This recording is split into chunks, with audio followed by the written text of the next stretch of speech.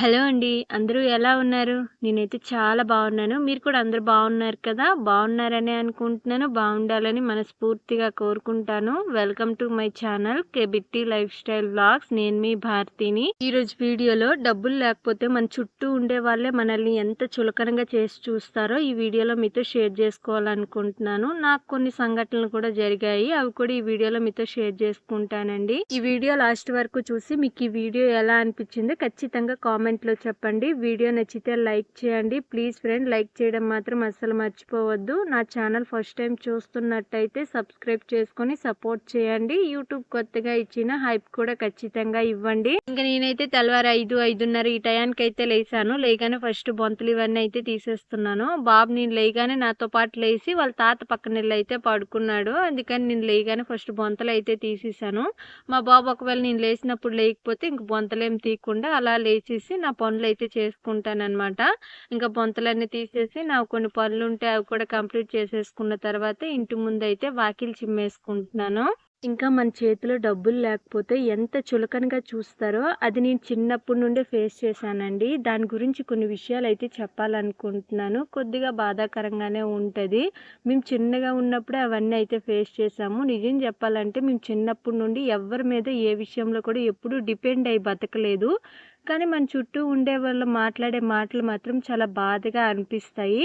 మా నాన్న అయితే ఇప్పుడు కూడా అవి కొన్నిసార్లు తలుచుకొని అయితే చాలా బాధపడతారు. మేము కొద్దిగా చిన్నగా ఉన్నప్పుడు మా నాన్న కొద్దిగా ఎక్కువగా తాగేసి వచ్చి మా ఇంటిని అయితే సరిగ్గా పట్టించుకునే వాళ్ళు కాదు. అదీగాక మేము ముగ్గురు ఆడపిల్లలము. మాకంటూ అసలు ఏమి ఒక్క రూపాయి కూడా ఆస్తులు అయితే ఏమీ లేదు. కష్టపడితేనే మేము బతకగలం అనమాట. అందువల్ల చాలా మంది అయితే మమ్మల్ని చాలా చులకనగా చేసి చూసేవాళ్ళు.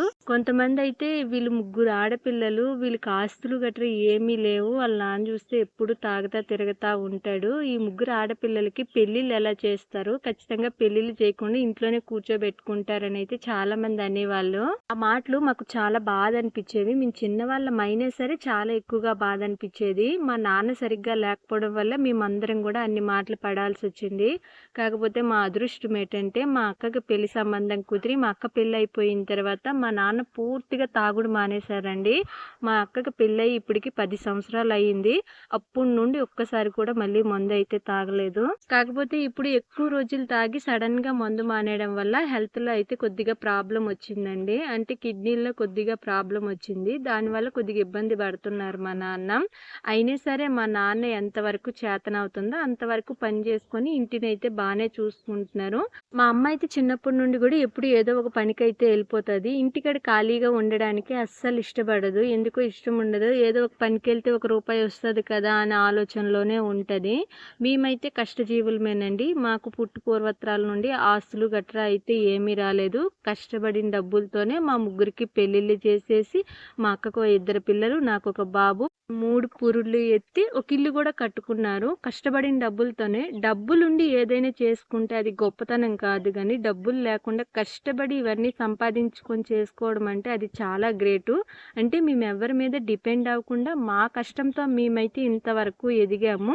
నేను ఈ విషయం ఎందుకు చెప్తున్నానంటే ఎంత డబ్బున్న వాళ్ళైనా ఎంత పేదవాళ్ళైనా సరే ఎవరి ఫ్యామిలీ కోసము వాళ్ళే కష్టపడతారు. అలా ఎవరి ఫ్యామిలీ కోసం వాళ్ళు కష్టపడే దానికి పక్కన వాళ్ళని ఎందుకు అంత తేలిగ్గా చూస్తారో నాకు అర్థం కాదు. ఒకరి గురించి మనము ఒక మాట అనాలి అని అంటే మన వల్ల వాళ్ళు ఏదో ఒక విధంగా బాగుపడి ఉండాలి. అప్పుడే ఒక మాట అనే హక్కు మనకు ఉంటుంది. అంతేగాని ఎవరి ఫ్యామిలీ కోసం వాళ్ళు కష్టపడేదానికి తక్కువ చేసి మాట్లాడటము, చులకనగా చూడడం అయితే అస్సలు చేయకూడదు. అది మేము చిన్నప్పుడైతే బాగా ఫేస్ చేసాము. ఇప్పుడైతే అలాంటి ఇబ్బందులు ఏమీ లేవు. అమ్మ వాళ్ళకైతే కొన్ని అప్పులు అయితే ఉన్నాయండి. ఆ అప్పులు తీర్చేస్తే మ్యాక్సిమం అమ్మాలైతే అన్ని విధాలుగా అయితే సేఫ్ జోన్లోకి వచ్చేస్తారు. సొంత ఇల్లు ఉంది, అప్పులు లేకపోతే ఇంకేం ఇబ్బంది లేదు. ఆ అప్పులు తీరిపోవాలని అయితే ఎప్పటి నుండో కష్టపడుతున్నారు. కాకపోతే ఈ కష్టపడిన డబ్బులల్లో కూడా వడ్డీలు కట్టడానికి సరిపోతున్నాయి. అసలు సరిగ్గా తీరటం లేదు. అది తీరిపోతే ఇంకా అమ్మాలు ఏ విధంగా కూడా ఇబ్బంది పడరని అయితే నా ఉద్దేశము. నేనైతే చాలా రోజుల నుండి దేవుడిని కోరుకుంటున్నాను అప్పులన్నీ తీరిపోవాలని. ఆస్తులు అయితే ఎలాగో సంపాదించలేరు, సంపాదించాలని అయితే అసలు మాకు కోరిక కూడా లేదు. వాళ్ళు మా మీద కానీ ఇంకెవరి మీద అయినా సరే డిపెండ్ అవ్వకుండా మా అమ్మాలు ఉంటే అంతే చాలు. అంతకు మించి నాకు ఇంకేం కోరికలు లేవు అమ్మాల గురించి అయితే. ఇంకా నాకు పెళ్ళైపోయిన తర్వాత మా అత్త వాళ్ళ ఇంట్లో అయితే ఆర్థికంగా నాకైతే పెద్దగా ఇబ్బంది ఏమీ లేదండి. కాకపోతే మాకంటూ ఒక మంచి ఇల్లు లేదనేసి చిన్న ఇంట్లో ఉంటున్నామని కూడా కొంతమంది అయితే కొద్దిగా తేలిగ్గా చులకనగా చూస్తారు. కమలిల్లో ఉంటున్నామని. దానివల్ల కొద్దిగా బాధ అనిపిస్తది. కాకపోతే అన్ని రోజులు ఒకేలా ఉండవు కదండీ. ఫ్యూచర్‌లో ఎప్పుడైనా సరే మంచి ఇల్లు అయితే కట్టుకుంటాము. అది కూడా అప్పేమీ చేయకుండా ఓన్ డబ్బుతోనే కట్టుకుంటామనైతే నాకు ఖచ్చితంగా నమ్మకం ఉంది. మాకున్న పెద్ద ఆస్తి ఏంటంటే మాకు ఎలాంటి అప్పులు లేవండి. నా దృష్టిలో అయితే అప్పు ఒక్కటి లేకపోతే చాలండి. అదే నాకు పెద్ద ఆస్తి. అప్పులు లేకపోవడం వల్ల చిన్న ఇల్లు అయినా సరే ప్రశాంతంగా బతికేస్తున్నాము. అప్పు చేసి అయితే ఇప్పుడైనా సరే మంచి ఇల్లు కట్టేయగలమండి. కాకపోతే అప్పు తీర్చడానికి పడే కష్టము, టెన్షను ఉంటది గదా! అది ఎంత పెద్ద ఇంట్లో ఉన్నా సరే నేనైతే హ్యాపీగా ఉండలేను. నాకైతే అప్పు అంటే చాలా భయము. ఉన్న దాంట్లోనే సర్దుకుపోయే మనస్తత్వం అయితే నాదండి. అప్పు చేసి పప్పు కూడి తినే మనస్తత్వం నాది గాదు. అప్పు చేస్తే అది తీర్చడానికి ఎంత కష్టపడాలో నాకు బాగా తెలుసండి. ఎందుకంటే అమ్మ వాళ్ళు అప్పు చేసిన తర్వాత అది తీర్చడానికి ఎంత కష్టపడుతున్నారో నా కళ్ళారా చూస్తున్నాను. చిన్నప్పుడు చూసాను. ఇప్పుడు కూడా చూస్తున్నాను. అమ్మ వాళ్ళు అప్పు చేశారంటే ప్రతి దానికి కూడా ఒక పెద్ద రీజనే ఉందండి. ఫస్ట్ అయితే ఇల్లు కట్టడానికైతే అప్పు చేశారండి. ఫస్ట్‌లో మేము అద్దింట్లో ఉండేవాళ్ళము. ముగ్గురు ఆడపిల్లలం అయ్యుండి ఎప్పుడూ అద్దింట్లో ఉండడము అంత మంచిది కాదనేసి అమ్మ వాళ్ళ దగ్గర డబ్బులు లేకపోయినా సరే ఇలానే కాలనీ వస్తే ఆ కాలనీ రాగానే ఇల్లు కట్టడం అయితే స్టార్ట్ చేశారు. ప్రభుత్వం నుండి కొన్ని డబ్బులొచ్చాయి గానీ మిగతావన్నీ కూడా అప్పు చేసేసి అయితే ఇల్లు కట్టేశారండి. అంటే మాకు పెళ్ళిళ్ళు అయిపోయిన తర్వాత కూడా అల్లుళ్ళొచ్చిన తర్వాత అద్దింట్లో ఉంటే చూడ్డానికి అంత బాగుండేది కదా! ముగ్గురం ఆడపిల్లలము. అందుకనేసి అద్దింట్లో ఉండడానికైతే అమ్మ వాళ్ళు ఇష్టపడక డబ్బులు లేకపోయినా సరే సొంత ఇల్లు అయితే కట్టేశారు. అదిగాక ప్రభుత్వం నుండి కూడా కొద్దిగా సపోర్ట్ ఉండడం వల్ల ఎలాగో ఒకలాగైతే ఇల్లు కట్టేశారనమాట. అప్పుడు కొద్దిగా ఎక్కువగా అప్పు చేశారు. అది తీరిపోయింది అన్నప్పటికి అక్క పెళ్ళయింది. అక్క పెళ్ళికైతే ఇంట్లో కొన్ని డబ్బులు సేవింగ్‌గా కొద్దిగే ఉన్నులెండి. మిగతావన్నీ అప్పులు చేసేసి అయితే ఎలాగో ఒకలాగా మంచి సంబంధం అనేసి పెళ్లి చేసేసారు అక్కకి. దాని తర్వాత అక్క పెళ్లి చేసిన అప్పు ఇంకా తీరకముందే నా పెళ్లి అయిపోయింది. నా కోసం చేసిన అప్పు ఇంకా తీరకముందే చెల్లి పెళ్లి కూడా అయిపోయింది. మా ముగ్గురికి కూడా ఏజ్ డిఫరెన్స్ అయితే ఎక్కువగా ఏమీ లేదండి. కరెక్ట్‌గా 1.5 సంవత్సరము, 2 సంవత్సరాల డిఫరెన్స్‌లోనే మేము ముగ్గురం అయితే పుట్టేసామనమాట. అందుకని మా ముగ్గురికి కూడా 1, 2 సంవత్సరాల డిఫరెన్స్‌లోనే పెళ్ళిళ్ళు అయితే అయిపోయాయి. దాని తర్వాత అక్కకి పిల్లలు పుట్టారు. నాకు పిల్లలు పుట్టారు. దానివల్ల కూడా కొన్ని అప్పులైతే అయ్యారు. ఇప్పుడైతే చాలా వరకు అప్పులు తీరాయి. ఇంకొద్దిగా అప్పు అయితే ఉంది. అది తీర్చడానికైతే అమ్మ వాళ్ళిద్దరే ఉన్నారు కాబట్టి ఇప్పుడు కొద్దిగా ఎక్కువగానే కష్టపడుతున్నారు. అదీగాక నాన్న తాగుడు మానేశారు కాబట్టి ఆరోగ్యం బావుంది అనంటే ఇంటికాడ ఉండకుండా ఏదో ఒక పనికెళ్ళిపోతున్నారనమాట. అందువల్ల అప్పు తీర్చడానికి ఇప్పుడు అంత ఎక్కువగా ఇబ్బంది పడటం లేదు. కాకపోతే ఎప్పుడైనా ఆరోగ్యం బాగోలేక ఇంటికాడ ఉండిపోవడం వల్ల, లేకపోతే ఏం పనులు దొరక్క ఇంటికాడ ఉన్నప్పుడు మాత్రము అప్పు తీర్చడానికి కొద్దిగా బాధపడుతున్నారు. అయినా సరే ఎలా అయినా సరే తీర్చేస్తారు. ఆ నమ్మకం అయితే నాకుంది. అప్పు ఎవరు కావాలని చేయరండి. చాలా వరకైతే ఏదో ఒక పెద్ద రీజన్ ఉంటేనే అప్పు చేస్తారు. కొంతమంది మాత్రము కొన్ని లగ్జరీలు చూసుకోవాలనేసి అయితే అప్పు చేసేస్తారు. దాని తర్వాత చాలా బాధపడతారు. కానీ చాలామంది ఏదో ఒక పెద్ద రీజన్ ఉండే అప్పు అయితే చేస్తారు. పిల్లలకి చదివించుకోవడము, ఇల్లు కట్టుకోవడము, పెళ్ళిళ్ళు చేయడము ఇలాంటివేవో ఒక్కొక్క పెద్ద పెద్ద రీజన్సే ఉంటాయి. అలా అప్పు చేసేసి దాని తర్వాత అవి తీర్చడానికి అయితే కొద్దిగా బాధపడతారు. కానీ ప్రాబ్లమ్ వచ్చినప్పుడు అప్పు చేసి అది తీర్చడానికి బాధపడినే తప్పు లేదు గానీ మనకి ఎలాంటి ఇబ్బంది లేకుండా ఏదో ఒకటి కొత్త వస్తువు కారు, బైకు ఇలాంటివి కొనుక్కోవాలనేసి అప్పు చేసేసి కొనేసి దాని తర్వాత అది తీర్చడానికి బాధపడడం అంటే నా దృష్టిలో అయితే అది ఒక పెద్ద తప్పేనండి. మనకి తెలియకుండానే మనం మనకేని పెద్ద శిక్ష వేసుకున్నట్టు అనమాట. అంటే కష్టపడిన కష్టమంతా కూడా ఎవరి చేతిలోనో పెట్టేయడమేనమాట. మనం తీసుకున్న డబ్బులైనా సరే తీర్చాలి అన్నప్పుడు మాత్రం కొద్దిగా బాధ అనిపిస్తది గదా! అందువల్ల అవసరం ఏమీ లేకుండా అప్పు చేయకుండా ఉండడమే చాలా మంచిదనేసి అయితే నా దృష్టిలో నేను అనుకుంటానండి. ఇంక నేను తెల్లవారి నుండి చేసే డైలీ రొటీన్ అయితే మీకేం చెప్పలేదు. నా చిన్నప్పుడు విషయాలు చాలా వరకు అయితే చెప్పాను. నేను చెప్పిన వాటిలో ఏవైనా సరే మీకేవైనా తప్పుగా అనిపించినా సరే నెగిటివ్‌గా కామెంట్ చేయకండి. నేను చిన్నప్పుడు ఫేస్ చేసిన చిన్న చిన్న విషయాలైతే చెప్పాను. కొన్ని మాత్రమే చెప్పాను. కొన్ని చెప్పాలనిపించలేదు కాబట్టి చెప్పలేదు. కానీ సిట్యుయేషన్ వచ్చినప్పుడు మాత్రం ఖచ్చితంగా చెప్తాను. నాకు గుర్తున్న వరకైతే చాలా వరకైతే చెప్పాను. ఇంకా నా డైలీ రొటీన్ గురించి అయితే ఇప్పుడు చెప్తాను. తెల్లవారు లేయగానే ఫస్ట్ ఇంటి ముందైతే వాకిలి చిమ్మేసి కల్లాపు జల్లి ఇంటి ముందు ఒక చిన్న ముగ్గు అయితే వేశాను కదా! ముగ్గు నేను ఏదో వేయాలనుకున్నాను. కాకపోతే ఏదో వేశాను. మొత్తం వేసిన తర్వాత పర్లేదు చూడడానికి బానే ఉంది. దాని తర్వాత టిఫిన్ చేశాను. టిఫిన్ అయితే ఇడ్లీ చేశాను. ఇడ్లీ పొయ్యి మీద పెట్టేసి కూర కూడా కట్ చేసేసుకున్నాను. కూర అయితే బీరకాయ పప్పు చేస్తున్నానండి. ఈరోజు వంట మొత్తం కూడా ఆల్మోస్ట్ కట్టెల పొయ్యి మీదే చేసేసాను. ఎందుకు కట్టెల పొయ్యి మీద చేశానంటే ఇంట్లో కరెంట్ లేదు. వీడియో తీసుకోవడానికి కొద్దిగా ఇబ్బందిగా ఉంది. అదీగాక ఎంతో కొంత గ్యాస్ మిగులుతుంది. ఎండ కూడా అంత ఎక్కువగా లేదనేసి కట్టెల పొయ్యి మీదే వండేసాను. వంట మొత్తం అయితే 10 గంటల్లో కంప్లీట్ చేసేసానండి. 10 తర్వాత ఈ పొయ్యి దగ్గరికి బాగా ఎండ వచ్చేస్తుంది. అందుకని ఇడ్లీ అయిపోయిన వెంటనే, టిఫిన్ చేయడం అయిపోయిన వెంటనే కూర కూడా కట్టెల పొయ్యి మీదే పెట్టేశాను. మొన్న మా చెల్లి ఫోన్ చేసేసి ప్రైవేట్‌గా గ్యాస్ సిమ్ తీసుకున్నాము. దాని రేట్ అయితే చెప్పిందండి. దాని రేట్ చెప్పగానే నేనైతే పెద్ద షాక్ అయ్యాను. ఎందుకంటే గ్యాస్ రేటు అంత ఎక్కువగా ఉంది. వాళ్ళు అయితే బెంగుళూరులో ఉంటారు. రీసెంట్‌గానే బెంగుళూరులో ఒక కంపెనీలో పనిచేయడానికి అయితే వెళ్ళారు. ఇంతకుముందు అయితే చెల్లి వాళ్ళ ఆయన ఇద్దరు కూడా ఎయిర్‌పోర్ట్‌లో పనిచేసేవాళ్ళు. కాకపోతే ఇప్పుడు వేరే కంపెనీలోకి అయితే మా చెల్లి వాళ్ళ ఆయన మారారనమాట. ఆ కంపెనీలో శాలరీ కొద్దిగా ఎక్కువగా ఉందనేసి రీసెంట్‌గానే మారిపోయారు. వాళ్ళు బెంగుళూరు వెళ్ళడం వల్ల మన రాష్ట్రం కాదు కదా! అక్కడ ఆళ్ళకి ఆధార్ కార్డు ఇవేవీ లేక గ్యాస్ బుక్ ఏమీ లేకపోవడం వల్ల వాళ్ళు ప్రైవేట్‌గా గ్యాస్ సిమ్ అయితే తీసుకున్నారు. ఆ గ్యాస్ సిమ్ రేటంట 5,000 అంట. 5,000 అంటే ఎంత ఎక్కువ అమౌంటో మీరే చూడండి. వాళ్ళు కష్టపడిన కష్టంలో సగం డబ్బులు ఈ గ్యాస్ సిమ్‌కే పెట్టేయాల్సొచ్చింది ఈ నెల. మామూలుగా 2 నెలలకి, 3 నెలలకి గ్యాస్ బుక్ చేసుకోవాలి అంటే 5,000 అంటే చాలా పెద్ద అమౌంట్. ఎవరు కూడా పెట్టలేరు. మామూలుగా ప్రైవేట్‌గా కాకుండా నార్మల్‌గా బుక్ చేసుకుంటే గ్యాసు కరెక్ట్‌గా రూ. 980 నేను రీసెంట్‌గానే గ్యాస్ అయితే బుక్ చేశాను. రూ. 980 ప్రైవేట్‌గా తీసుకుంటే మాత్రం 5,000 అంట. అంత రేట్ డిఫరెన్స్ చూడండి. 900 పోనీ రూ. 1000 అనుకోండి. రూ. 1000 ఎక్కడ? 5,000 ఎక్కడండి? 4,000 ఎక్స్ట్రా వేయడం అంటే అది ఎంత ఘోరమో మీరే చూడండి. మరీ అంత ఎక్కువ ఎవరైనా వేస్తారా ఇంత టైట్‌గా గ్యాస్ ఉందనేసి? ఒక 1000 2000 వేసుకున్నా అదొక విధానము. మరి 4, 5,000 అంటే ఎంత తేడా చూడండి. ఒకరి కష్టము ఇంకొకరికి అవకాశంగా మారుతుంది ఈ గ్యాస్ విషయంలో మాత్రము.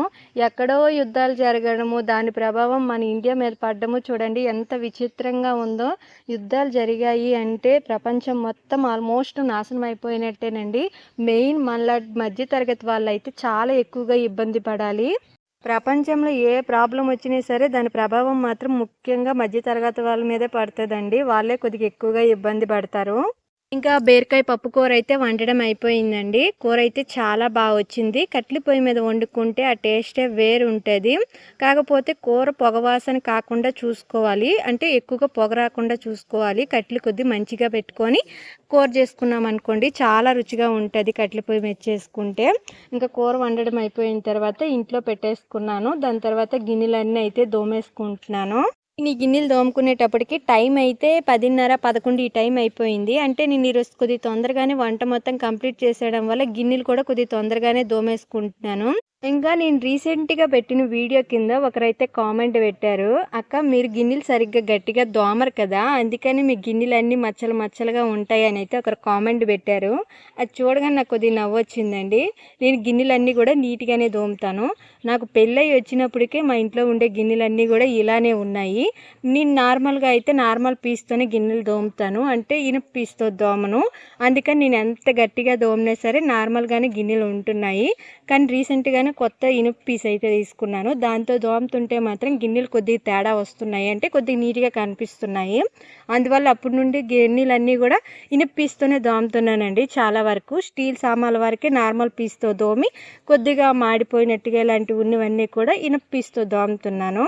ఇంతకుముందు ఇనుప పీస్ అయితే అస్సలు వాడేదాన్ని కాదండి. ఎందుకు ఇనుప పీస్తో దోమాలంటే నాకు అంత కంఫర్ట్‌గా అనిపించేది కాదు. ఇంకా గిన్నెల మీద కూడా అక్కడక్కడ గీతలు గీతల్లా పడిపోతున్నాయి అనేసి నేను అనుకునేదాన్ని. అందుకని నేనైతే ఎప్పుడు కూడా ఇంటికైతే ఇనుప పీస్ కొనుక్కొని తీసుకొచ్చేదాన్ని కాదు. నార్మల్ పీస్ మెత్తటి పీస్ ఉంటుంది కదా దాంతోనే దోమేసేదాన్ని. అందువల్ల ఏమోని గిన్నెలు అయితే అంత నీట్‌గా అంటే ఎక్కడైనా మాడిపోయినట్టుగా అయిపోతే అది అంత నీట్‌గా వదలకపోయేదేమో. ఇప్పుడైతే ఇనుప పీస్తో దోముతున్నాను. గట్టిగా దోమితే మాత్రం మాడిపోయిన వరకు అయితే పర్లేదు బాగానే వదులుతుంది. అయితే చాలా గట్టిగా దోమాలండి. ఎక్కువ బలం ప్రయోగించి అయితే దోమాల్సి వస్తుంది. అప్పుడే వదులుతుంది. వదిలిపోతే ఎంత గట్టిగానే దోమేస్తాను. కాకపోతే గట్టిగా దోమిన తర్వాత కూడా వదలకపోతే బాధ అనిపిస్తుంది. ఇంకా గిన్నెలు దోమడం అయిపోయిన తర్వాత బట్టలు కూడా ఉతికేసుకుంటున్నాను. నేను ఈ బట్టలు ఉతికినప్పటికి నీరు వస్తున్నాయి అనమాట. నీరు ఆగిపోయేలోపు ఎలా అయినా బట్టలు ఉతికేయాలనేసి కొద్దిగా స్పీడ్‌గానే పనులన్నీ చేసేసుకుంటున్నాను అనమాట.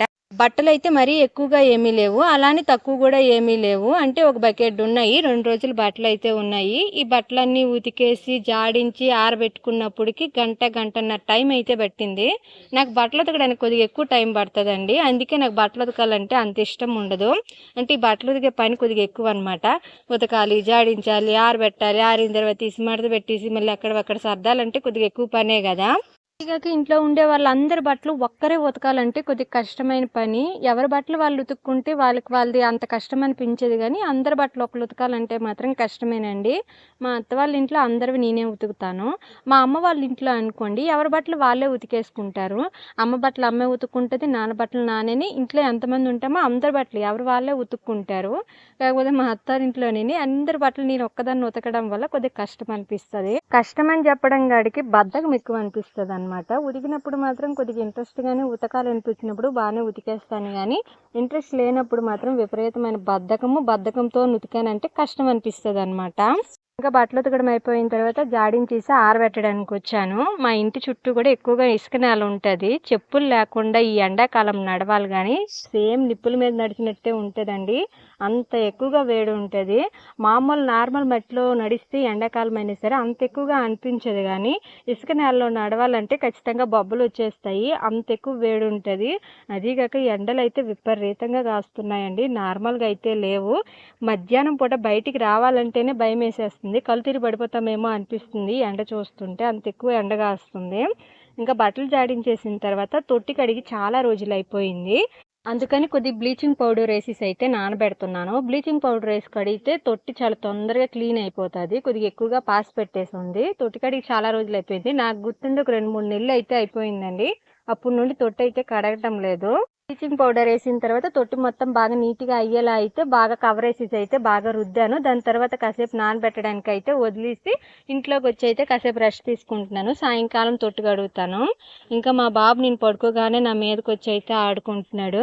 వాడు నేను ఇలా మంచం ఎక్కగానే నాతో వచ్చి అయితే ఆడుకోవడానికి అయితే నా దగ్గరికి వచ్చేస్తాడండి, బాగా ఆడుతాడు అనమాట. వాడికి నా నోటి మీద చేయి పెట్టేసి ఊదడం అంటే బాగా ఇష్టము. నేను చెయ్యి మీద ఊదిన ప్రతిసారి పక్కపక్క నవ్వుతుంటాడు, బాగా నవ్వుతాడు. అందుకని వాడిని కాసేపు నవ్విద్దామని వాడితో అయితే కాసేపు ఆడుకుంటాను. ఆడిపించి వాడిని అయితే నిద్రపుచ్చేస్తాను. నేను ఆల్రెడీ తినడం అయితే అయిపోయిందండి. ఇంట్లో బ్లీచింగ్ పౌడర్ వేసి వచ్చిన వెంటనే నేనైతే అన్నం తినిపించేసి బాబుకి కూడా తినిపించేసాను, అత్త మామయ్యకి కూడా పెట్టేశాను. దాని తర్వాతే పడుకోవడానికి అయితే రెడీ అయ్యాను. అప్పుడే బాబు నా దగ్గరికి వచ్చి అయితే ఆడుకుంటున్నాడు. సరదాగా ఉంటుందిలేండి వాడితో ఆడుకున్నంతసేపు. వాడిని ఆడిపించి అయితే నిద్రపుచ్చేస్తాను. నార్మల్గా ఆడిపించకుండా నిద్రపుచ్చాను అనుకోండి అసలు నిద్రపోడు. నన్ను ఎంతసేపటికి ఏదో ఒక విధంగా నవ్వించడానికే చూస్తుంటాడు. వాడు కూడా కిలకిలకిల నవ్వుతూ ఉంటాడు. మా బాబు ఆరోగ్యం బాగుండాలి, కానీ ఎప్పుడు కూడా నవ్వుకొని సరదాగా ఆడుకుంటాడండి. 5 నిమిషాలు కూడా ఖాళీగా ఉండడు. ఎంతసేపటికి ఎగరడము, లెగెత్తడము, ఏదో ఒక విధంగా ఆడుకుంటానే ఉంటాడు. 5 నిమిషాలుగా కూడా ఖాళీగా కూర్చొని కానీ పడుకొని కానీ అస్సలు ఉండడు. ఆడి అలసిపోయిన తర్వాతే పడుకుంటాడు. అలసట వచ్చేంత వరకు అయితే అస్సలు ఆగడండి. అక్కడ ఆడుకున్నప్పుడు కూడా మమ్మల్ని అయితే ఏ విధంగా కూడా డిస్టర్బ్ చేయడు. కాకపోతే నేను ఏ పని చేస్తే నేను పని చేసిన దగ్గరే వచ్చి అయితే ఆడుకుంటూ ఉంటాడు. కొన్నిసార్లు అయితే వాళ్ళ నాన్నమ్మ దగ్గర కానీ వాళ్ళ తాత దగ్గర కానీ కూర్చొని కానీ ఎగురుకొని ఎలా ఒకలా ఆడికి నచ్చినట్టు అయితే ఆడుకుంటూ ఉంటాడు. చాలా సరదాగా ఆడుకుంటాడండి. చూడండి మంచం మీద ఎలా దొర్లుకొని అయితే ఆడుకుంటున్నాడు, సరదాగా ఆడుకుంటాడు. మా వైష్ణవ్ ఇంటికాడ ఉన్నాడు అనుకోండి, ఖచ్చితంగా ఇల్లు మొత్తం కూడా సందడిగా ఉంటుంది. అంటే వాడు ఉంటే అంత ఎక్కువగా అల్లరి చేస్తాడనమాట. ఇంకా నేను సాయంకాలం 4:30-5 గంటలకి ఈ టైంలో అయితే లేచి తొట్టి అయితే కడుక్కోవడానికి అయితే వచ్చాను. తొట్టిలో చూడండి బ్లీచింగ్ పౌడర్ మొత్తం ఎండిపోయింది. ఇప్పుడు నేను కొద్దిగా నీరు చిలకరించుకుంటూ అయితే తొట్టి కడిగేసుకుంటున్నాను. ఈ తొట్టి అయితే ఇనుప పీస్ తీసుకున్నాను అన్నాను కదా, దాంతోనే రుద్దుకొని అయితే కడుగుతున్నాను. బాగా పాసి పెట్టేసి ఉంది. మరీ ముద్దలుగా పాస్ అయితే పట్టలేదు, కానీ తొట్టి మొత్తం కూడా పచ్చగా అయితే అయిపోయింది. గ్రీన్ కలర్ పెయింట్ వేసినట్టుగా పచ్చగా అయిపోయింది. బాగా రుద్ది కడిగితే ఈ పచ్చదనం అంతా కొంతవరకైనా వదులుతుంది అనమాట. మామూలుగా మనం నీరు నిల్వ ఉండే దేనికైనా సరే తొందరగా పాసి పట్టకుండా ఉండాలి అంటే మాత్రము ఎండ తగలకుండా ఉండే ప్లేస్లో పెట్టామనుకోండి ఎక్కువ రోజులు అయితే పాసి పట్టకుండా ఉంటాయి. ఎండ తగిలే ప్లేస్లో పెట్టామనుకోండి ఒక అరగంట పెట్టినా సరే పాసి అయితే పట్టేస్తుంది. అందుకని ఎండ తగలకుండా ఉండే ప్లేస్లో పెట్టుకుంటేనే పాసి ఏర్పడకుండా ఉంటుంది. ఇంకా మేమైతే తొట్టి గిన్నెలు తోముకునే దగ్గర పెట్టుకుంటున్నాం కాబట్టి ఖచ్చితంగా కొద్దిసేపు అయినా ఎండ తగులుతుంది. ఒక పూట అంతా ఈ తొట్టికి అయితే ఎండ తగులుతుందండి. అందుకని పాస్ అయితే బాగానే పడుతుంది. చూడండి ఎలా గ్రీన్ కలర్లో అయితే నీరు వచ్చాయో, పచ్చంగా కలర్ వేసినట్టుగా వచ్చాయి. తొట్టంతా ఎక్కువ పాస్ పట్టలేదు కానీ కింద అడుగు భాగం అయితే కొద్దిగా ఎక్కువగా అయితే పాస్ పట్టింది. అందుకే అంత గ్రీన్గా అయితే నీరు వచ్చాయి. మళ్ళీ ఒకసారి అయితే ఆ పీసెస్ అయితే రుద్దుతున్నాను. నేను కేవలం బ్లీచింగ్ పౌడర్ వేసి మాత్రమే తొట్టి కడిగానండి. సర్ఫ్ పౌడర్ కానీ సబ్బు కానీ వేసి రుద్దకుండా నార్మల్ బ్లీచింగ్ పౌడర్తోనే కడిగాను. మళ్ళీ రేపు కానీ ఎల్లుండి కానీ సర్ఫ్ పొడి అయినా షాంపూ అయినా ఏదో ఒకటి వేసేసి బాగా రుద్ది అయితే కడుగుతాను. ఒక 2-3 సార్లు కడిగామనుకోండి తొట్టి నార్మల్ కలర్లోకి అయితే వస్తుంది. పూర్తిగా రాకపోయినా సరే చాలా వరకు అయితే నార్మల్ కలర్లోకి వస్తుంది.